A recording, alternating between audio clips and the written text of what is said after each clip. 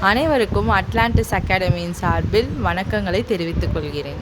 இன்று கர்ம வீரர் காமராஜர் அவர்களின் பிறந்த நாளையொட்டி நம் மழலை குழந்தைகள் சிறிய கவிதையை கூற வந்துள்ளனர். அவர்கள் சுபிக்ஷா, வினோத் மற்றும் டோனி ரயான். நாம் அதை கண்டு மகிழ்வோம். வாருங்கள்.